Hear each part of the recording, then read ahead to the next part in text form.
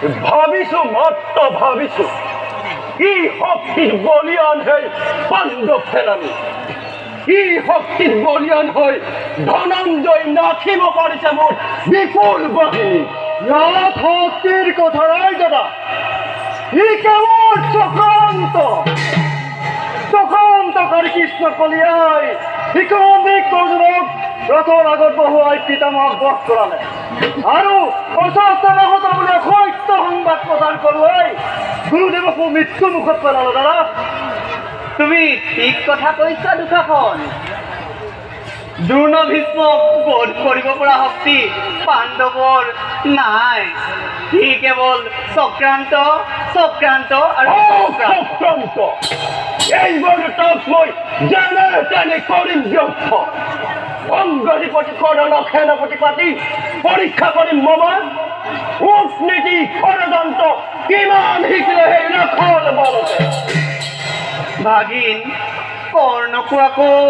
চিনা টান তেওঁ যদি সেনাপতি হৈ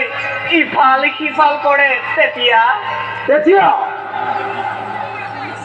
কক্ষযুক্ত হ'ব ভানু মধ্যাহ্ন বেলা মামা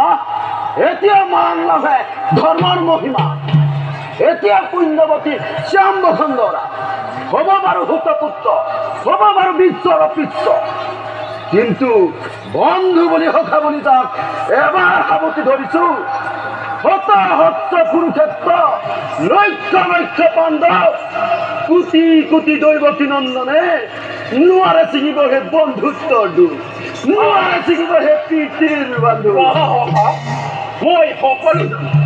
সেয়েহে আজি তোমাক সেনাপতি পদত বৰণ কৰিব ভাই দুখাখন ঘোষণা প্ৰচাৰ কৰা সৰু বাহিনী কৰ্ণ আজি সেনাপতি বুলি জয় অমৰাত কৰ্ণৰ জয় সেনাপতি কৰ্ণৰ জয় সেনাপতি কৰ্ণৰ আৰু ভাই অতি চিন্তাই ৰণ যাত্ৰা কৰিব লাগিব আৰু ভাই এইবাৰো যদি আমি ৰণত হওঁ পৰা যায়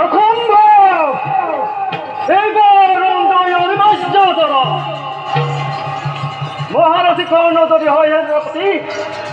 সমাজ কৃষ্ণ তুমি দলিব প্ৰমাণ ভীম দুষ্ট কথা তকহীন বিৰক্ত শিৱৰ যুদ্ধ পৰিচয় দিন ভীমক দুখাখন কোন দুখাখনৰ ৰক্তপান প্ৰতিজ্ঞা ভীমক মূৰ্খ সামান্য একটক পাৰ হল সীমা তই আপোন শক্তিৰ দুখাখনৰ ৰক্তপান বোপা দুৰ্যোধন মই এটা কথা ভাবিছো সেই কৃষ্ণটোকো কেনেবাকৈ শিপলীয়া কৰিব পৰা নাযায়নে তাক শিপলীয়া কৰিব পাৰিলে জানিবা পাণ্ডৱৰ বুদ্ধিৰ বুৰুকা উদম মামা